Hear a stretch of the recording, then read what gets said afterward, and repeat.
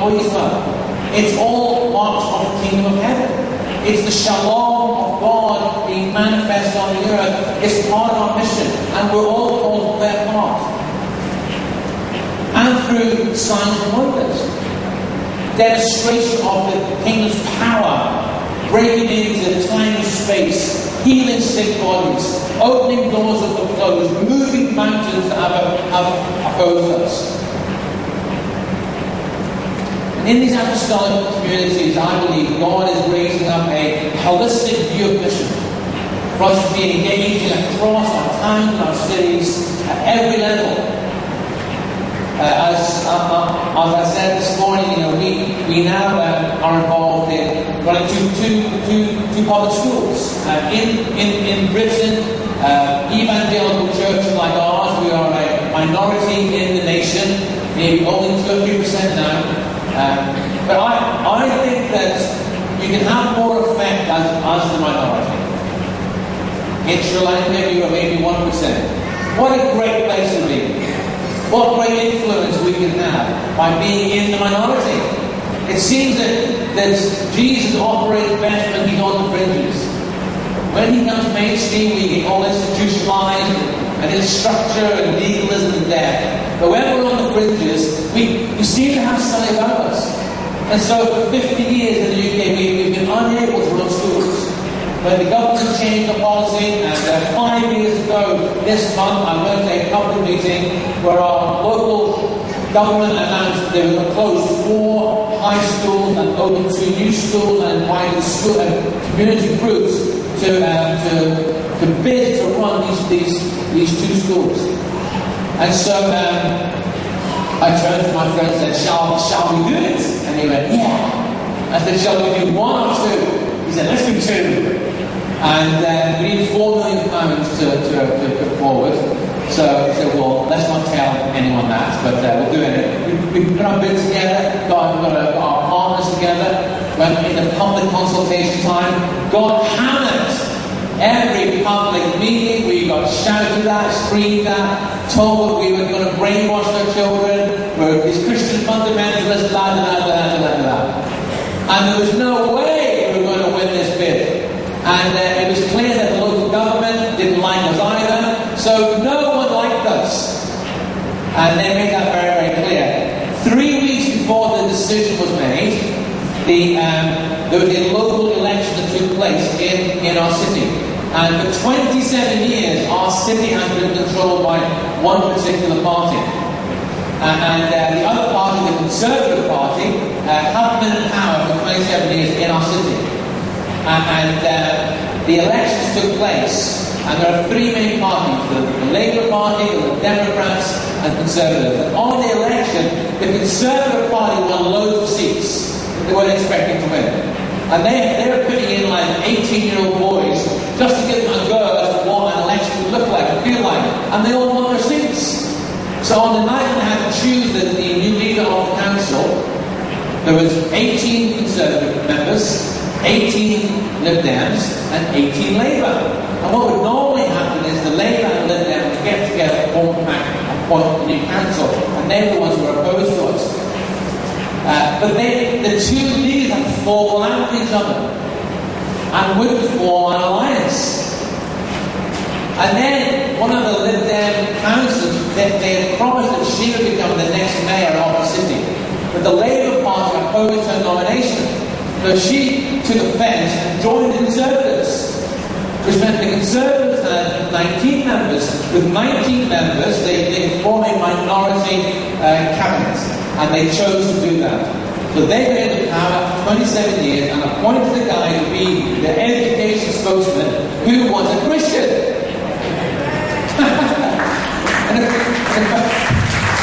In fact, he actually said to his children, to the primary school that we as a church have run for the last 20 years. So he knew who we were. So we sat in the council chamber on July the 2nd, 5 years ago, and any last words, all people opposed to us spoke out, and we want this group to win, and so we sat there and just took it all, and then he came up and said, I want to announce I'm awarding New School West to New Community and Oasis. I'm awarding New School Easter, New Community at Oasis. And I turned to my friends and said, did I just hear what he said? And we're allocating a budget of £40 million to build 2 new schools. And next month, we are moving into our new schools. It's a demonstration of the mission of God. We signed a contract with the government for 125 years. That's a long time. We'll be able to influence and serve that community, 2 of the most deprived areas in town, for the next 122 years now. It's a long-term project. I often think in the Christian world, long-term planning is next summer. You know, the camp we're going to run. And suddenly God has gone, okay, here you go.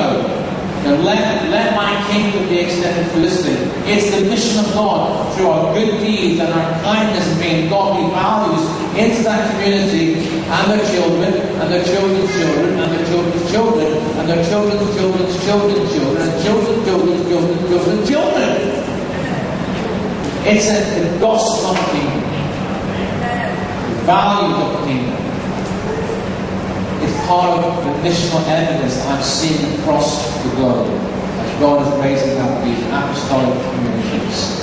Missional evidence, second. Third thing I see is this. Barnabas went and got Paul. There's something about the apostolic role as a father. Paul uses that motif a lot as a family, as being a father. He said, you have many teachers, many guardians, but not many fathers. I became a father to you. Not a harsh and distant father, but a father who is kind and loving and generous and positive towards his children. And I believe that God is raising up in these days apostolic fathers that are drawing others together, who feel a sense of security, who give a sense of identity. That's what fathers do. Fathers gather their kids. Fathers give their kids security. Fathers give their kids identity. That's what they do. That is their role. A number of years ago, I felt the Holy Spirit speaking to me and said, Billy, I'm called to be a father in the city and not just the church. This is the shift, you see. In the city and not the church. Because we got involved with the education system, suddenly we get invited to things we wouldn't have got invited to before. As this sort of fringe, weird, happy, clappy, tongue-speaking church. Suddenly you're running through schools, so you're on the playing field. You know, so often as the church, we've been on the stands, we've been in the terraces, spectating, watching the game unfold in front of us, unable to do anything about it except going and complain and say how terrible things are. Well, you get the bat and you walk to the crease, you can make a difference. You're on the playing field. And so, one of the guys that I met because he was part of our governing body in school was the deputy leader of the Conservative Party in our city. And I just felt I needed to go and meet with him. And so I phoned him up and said, could I come and have a coffee with you and share some bit more about our vision for the city? He said, sure. And so I asked the Lord for a word for him. And God spoke very clearly and said, this man has found favour in my eyes. And he is going to be the next leader of the party and therefore the next leader of the city. Oh gosh, that felt too obvious. You know, because he was the deputy leader and the leader was 80 years old. So it's probably just too much curry the night before, you know, it's going to my head. I'm in digestion. And I put it off. I went to meet a great meeting, talked about a lot of things, and I could hear the Holy Spirit say, come on, you know, come on. And I have to confess, I bottled out. You have that expression here?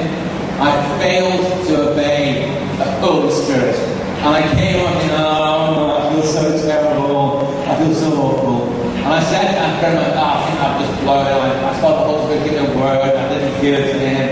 He said, listen, it's not too late. Email him and tell him, if he has any doubt about going for the job. No, sorry.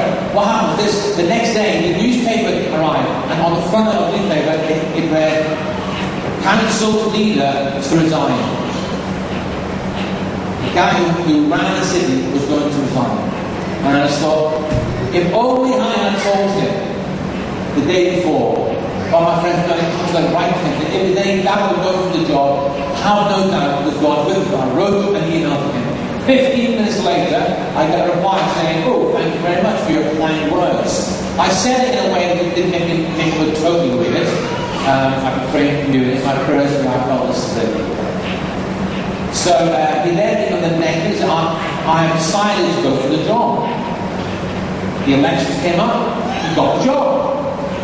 The next day after he was appointed, he wrote to me and said, Billy, I thank you again for your kind words.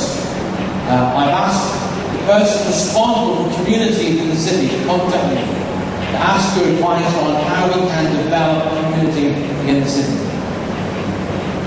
Father in the city, not just the church. And I believe that God is raising up these apostolic communities across the face of the earth who will have influence in the cities that they are based in, not just in the church. The apostolic is about being father and about gathering others to that. The fourth thing is this: Paul talked about himself as a wise master builder. And I see an Antioch here that there is gathering around this community prophets and teachers, clearly evangelists, apostolic people. There is a coming together of men and women of gift and of stature to be able to release the church into the next phase of life and of ministry. Acts 13 shows that as they prayed together, right, it's now time for the next phase of advancement, all into the whole of Europe, to evangelize that great continent. Team develops. And I see God connecting people in all sorts of places, all sorts of ways. People who have got existing ministries being drawn to this place or to that place. Leaders who have never talked together, talking together. God making connections that seem crazy. Connection between church leaders and business leaders. Connection between church leaders and people in health and education and in the government.